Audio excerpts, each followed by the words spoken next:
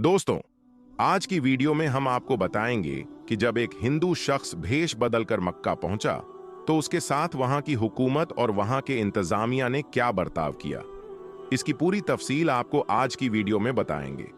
लेकिन वीडियो शुरू करने से पहले आप हजरात से एक छोटी सी गुजारिश है कि अगर आप हमारे चैनल पर नए आए हैं तो हमारे चैनल को सब्सक्राइब जरूर कर लीजिएगा ताकि ऐसी ही इंफॉर्मेशन आपको मिलती रहे। दुनिया की मुकद्दस जगहों में से एक है मक्का और यहां पर किसी भी दूसरे मजहब के लोगों को आने की इजाजत नहीं है, क्योंकि यही वह मुकद्दस जगह है जहां से इस्लाम की शुरुआत हुई थी। यहां लाखों की तादाद में मुसलमान अल्लाह ताला के मुकद्दस घर की जियारत के लिए आते हैं, जिसे हज कहा जाता है। सऊदी अरब के शहर मक्का की आबादी तकरीबन 20 लाख है, लेकिन यहां हर साल 7 लाख से ज्यादा लोग पूरी दुनिया से हज के इरादे से आते हैं। इस मुल्क में ज्यादातर लोग हाजियों की खिदमत के लिए तैयार रहते हैं, जो पूरे साल हज के लिए आने वाले मुसाफिरों की राहत का ख्याल रखते हैं। दोस्तों, मजहब इस्लाम की सबसे मुकद्दस जगह मक्का और मदीना है और सबसे मुकद्दस इमारत है बैतुल्लाह। ग्रेफाइट के पत्थर से बनी 40 फीट लंबी और 30 फीट चौड़ी ये इमारत काले रंग की है और इसमें कोई भी खिड़की नहीं है, बस एक दरवाजा है। वैसे यह इमारत हजरत आदम अलैहिस्सलाम की पैदाइश से 2000 साल पुरानी मानी जाती है। और आपको बता दें कि सारे मुसलमान काबा की तरफ मुंह करके नमाज पढ़ते हैं। और सबसे अहम बात तो यह है कि मक्का की इस मुकद्दस जगह पर किसी भी गैर मुस्लिम को आने की इजाजत नहीं है। और यही बात लोगों के दिमाग में इस जगह को लेकर तज्जुब और हैरत पैदा करती है। कई लोगों का यह भी कहना है कि यहां पर ऐसा कुछ होता है जो मुसलमान दुनिया से छुपा कर करते हैं। तो दोस्तों, हम आपको बता दें कि यहां पर सिर्फ और सिर्फ सच्चे दिल से अल्लाह ताला की इबादत की जाती है और कोई भी गलत काम होना तो बहुत दूर की बात है। यहां आने वाले लोग ऐसा करने के बारे में सोच भी नहीं सकते, लेकिन फिर भी लोगों के अंदर उछल कूद करने वाला दिमाग नहीं मानता और कोई न कोई गलत नियत लेकर यहां पहुंचने की कोशिश करते हैं। लेकिन अल्लाह की रहमत तो देखिए, यहां तक कि जिस किसी भी शख्स ने गलत इरादे से नापाक मन लेकर इस जगह पर जाने की कोशिश की है तो वह कभी भी काबा की इमारत के करीब भी नहीं पहुंच पाया। अब ऐसे लोगों को या तो पुलिस पकड़ लेती है या फिर कुदरत इस हिसाब को खुद ही कर देती है। ऐसे में अब हम आपको हिंदुस्तान के केरल में रहने वाले एक ऐसे शख्स के बारे में बताने जा रहे हैं जिसे सुनकर आपको इस मजहब की खूबसूरती का अंदाजा लग जाएगा। केरल में रहने वाला एक शख्स जिसका नाम रमेश था। रमेश सऊदी अरब के रियाज शहर में काम करता था और वहां अपने मुस्लिम दोस्त सिद्दीकी के साथ रहता था। अपने मुस्लिम दोस्त के साथ मुस्लिम मुल्क में रहने की वजह से रमेश इस्लाम की तरफ काफी ज्यादा माइल हो गया था। जब वह पैगंबर हजरत मोहम्मद सल्लल्लाहु अलैहि वसल्लम के बताए गए रास्ते और तौर तरीकों से बहुत ज्यादा मुतासिर हो गया तो उसे मुस्लिम लोगों का कल्चर बहुत ज्यादा पसंद आने लगा। ऐसे में आप कह लीजिए कि वह दिल से इस्लाम को कबूल कर चुका था। यहां तक कि जब वह अपने घर वापस आया तब भी उसके दिल से इस्लाम के लिए मोहब्बत कम नहीं हुई और आखिर में उसने इस्लाम धर्म को कबूल करने का मन बना लिया। लेकिन दोस्तों, अल्लाह ताला के नजदीक सबसे पाक और साफ मजहब इस्लाम है और रमेश भी यह मानने लगा। और जब इस्लाम कबूल किया तो उसने अपना नाम बदलकर मुजम्मिल रख लिया। इस्लाम कबूल करने के बाद वह एक सच्चे मुसलमान की तरह 5 वक़्त की नमाज भी अदा करने लगा और इस्लाम की दी गई नसीहतों पर चलने लगा। जब वह पूरी तरह से इस्लाम को अपना मान चुका था तो उसके दिल में यह ख्याल आया कि अब मुझे मक्का के दीदार करने हैं। दोस्तों, मुजम्मिल की यह तमन्ना भी पूरी हुई। मुजम्मिल ने अपने नाम से पासपोर्ट बनवाया और मक्का मदीना के दीदार के लिए रवाना हो गया। दोस्तों, अब यह बात गौर करने की है कि रमेश, जो अपना मजहब बदलकर मुजम्मिल बना था, वह पूरी तरह से इस्लाम के लिए तैयार हो गया था। उसने ये सोच लिया था कि वह जिंदगी का आखिरी वक्त मक्का मदीना में ही गुजारेगा। इसलिए जब वह वहां पहुंचा तो उसने खुदा से दुआ की, या अल्लाह, अब मैं वापस नहीं जाना चाहता, मेरी मौत यहीं हो जाए। दोस्तों, जब रमेश उर्फ मुजम्मिल के दिल से इस तरह की दुआ निकली तो उसने अपने साथ अपना कफन भी रखा और उमरा के लिए चल पड़ा। पहले वह मक्का गया और उमरा करने के बाद मदीना पहुंचा। वहां 2 दिन रुका और वहां भी खुदा से यही दुआ मांगता रहा, ऐ खुदा, मैं तेरे महबूब की बारगाह में आया हूं, तू अपने महबूब के सदके मेरी दुआ कबूल फरमा, मेरी मौत यहीं हो जाए, मैं इस बार यहां से वापस नहीं जाना चाहता। और दोस्तों, अल्लाह ताला ने उसकी दुआ कबूल कर ली। जब वह नमाज अदा कर रहा था और सजदे में गया हुआ था तो उसकी मौत वहीं हो गई। वह फिर उठ न सका। उसके बाद उसे वहीं पर दफन कर दिया गया। अब आप खुद ही सोच लीजिए, एक गैर मुस्लिम जो जन्म से इस्लाम के साथ पैदा नहीं हुआ था, लेकिन इस मजहब की खूबसूरती ने उसे ऐसा मुसलमान बना दिया कि अपनी आखिरी सांस भी मक्का जैसी पाक जगह पर लेना चाहता था, और उसकी ये ख्वाहिश अल्लाह ताला ने पूरी भी की। इससे ये बात वाजह होती है कि खुदा अपने बंदों से बेपनाह मोहब्बत करता है और उन्हें महरूम नहीं रखता। तभी तो अल्लाह ताला ने मुजम्मिल की ख्वाहिश को पूरी की और दुनिया के सामने एक मिसाल कायम कर दी। दोस्तों, अगर आप सच्चे दिल से अल्लाह से कुछ भी मांगते हैं तो वह आपको मिलता ही है, मगर आपको अल्लाह ताला पर पूरा यकीन होना चाहिए।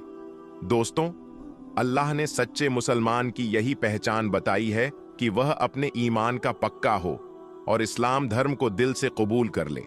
बस यही चीज रमेश ने भी की। उसके मन में इस्लाम के लिए कोई भी खयानत नहीं था, इसलिए खुदा ने उसकी दुआ कबूल कर ली। दोस्तों, इसी तरह एक हिंदू लड़की मुसलमान बनकर हज करने मक्का पहुंची। फिर उस लड़की ने जो कुछ किया वह देखकर सब लोग हैरान हो गए। दोस्तों, जैसा कि हम सब जानते हैं, मक्का मदीना मुसलमानों के लिए पाक और मुकद्दस मानी जाती है। सऊदी अरब में तो सभी मजहब के लोग वहां जा सकते हैं, मगर मक्का के अंदर तवाफ करने के लिए कोई गैर मुस्लिम नहीं जा सकता। वहां जाने के लिए एक ही शर्त है, मुसलमान होना। लेकिन फिर भी कुछ लोग ऐसे होते हैं जिन्हें जिस चीज से मना किया जाता है वही लोग वही काम करते हैं, क्योंकि काफिर को मक्का के मस्जिदुल हराम में आना मना है। अब एक ऐसी खबर आ रही है कि एक हिंदू लड़की मक्का पहुंची, तो उसके साथ क्या हुआ?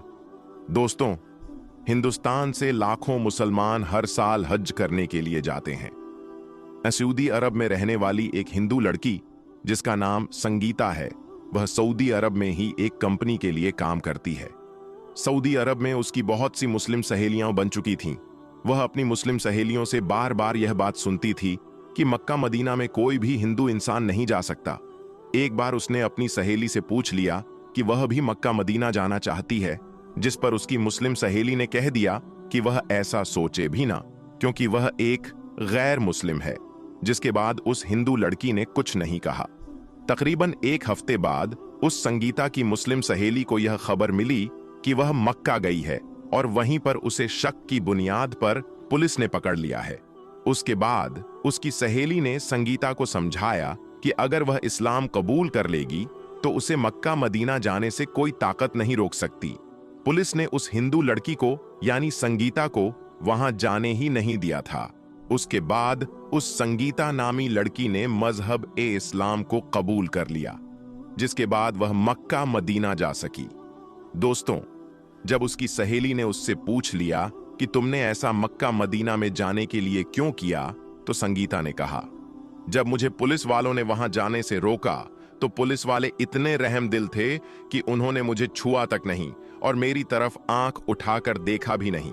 और मैंने यह बात बहुत बार अपनी कंपनी में भी देखी कि कोई शख्स किसी औरत को आंख उठाकर नहीं देखता। फिर मुझे जब इसका पता चला कि ये लोग ऐसा क्यों करते हैं, तो मालूम हुआ कि इस्लाम धर्म सिखाता है कि किसी गैर महरम औरत को आप नजर उठाकर नहीं देख सकते और आप छू नहीं सकते। तो ये बात मुझे बहुत अच्छी लगी, इसलिए मेरी दिली ख्वाहिश थी कि मैं भी इस्लाम कबूल करूं। मैं देखना चाहती थी कि क्या मुझे मक्का जाने दिया जाता है या नहीं।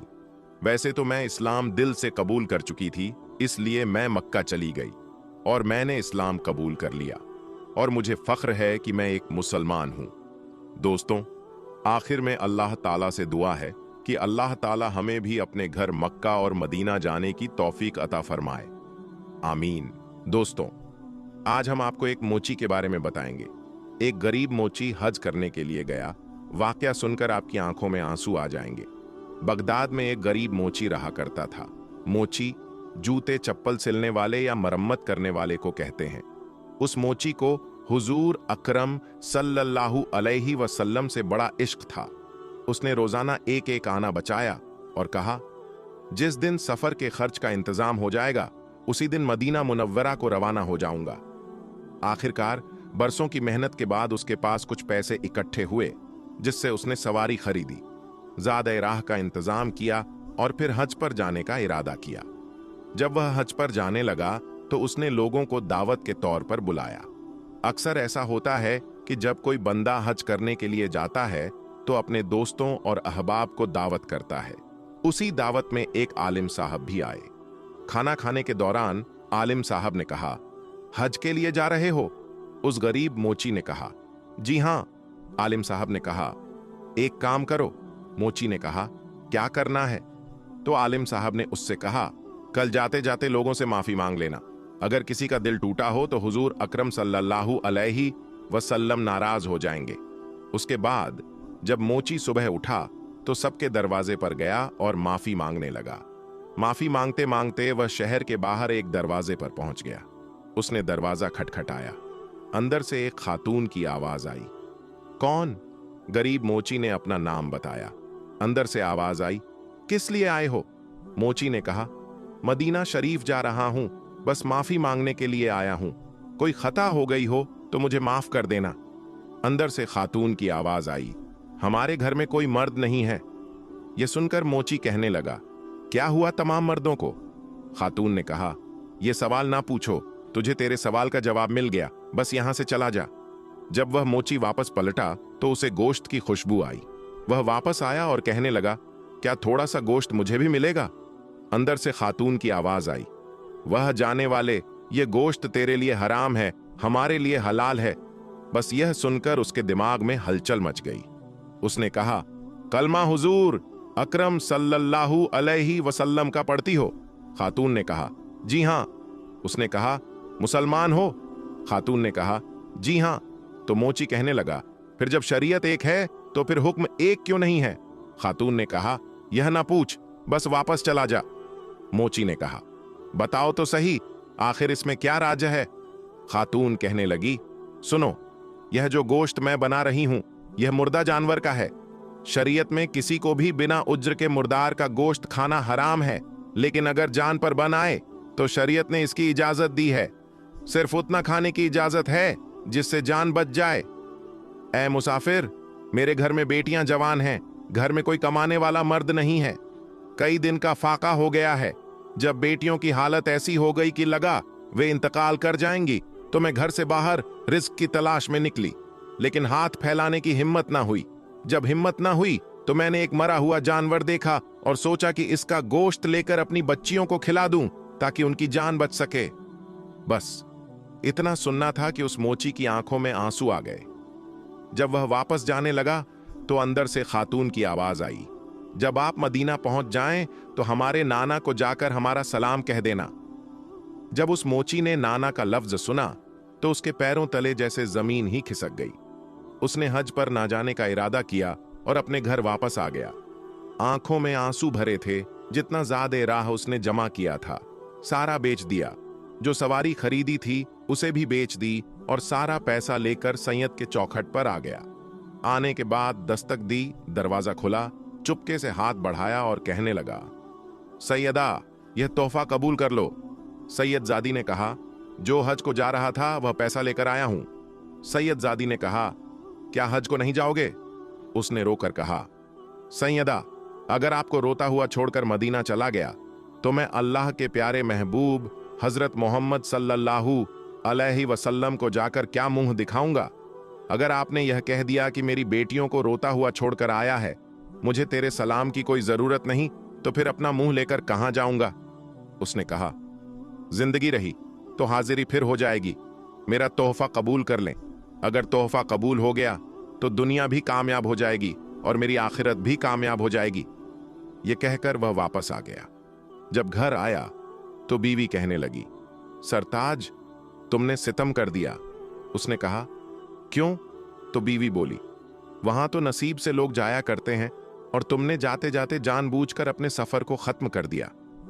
उसने पूरी कहानी अपनी बीवी को सुना दी, लेकिन गांव वालों को क्या बताता, मोहल्ले वालों को क्या बताता। हुजूर अकरम सल्लल्लाहु अलैहि वसल्लम की बेटियों का राज था। कैसे बताता कि मैंने हुजूर सल्लल्लाहु अलैहि वसल्लम की बेटी को अपना सारा पैसा दे दिया। हिम्मत ने जवाब दे दिया, चुप होकर अपने घर बैठ गया। बच्चे घर से निकलते तो लोग कहते, तेरा बाप बड़ा बेकार है, वहां जाने के लिए लोग तरसते हैं और इसने जाते जाते अपना सफर खत्म कर दिया। मोहल्ले में लोग ताने देने लगे तो उसने गैरत के मारे अपने घर का दरवाजा बंद कर लिया। जब तक लोग हज करके वापस आते उसने दरवाजा नहीं खोला। उसी साल हज करने के लिए ख्वाजा कुतुबुद्दीन बख्तियार काकी रहमतुल्लाह अलैह भी गए हुए थे। जब ख्वाजा कुतुबुद्दीन बख्तियार काकी रहमतुल्लाह अलैह की हज से वापसी की रात आई तो आपके साथी साथ थे।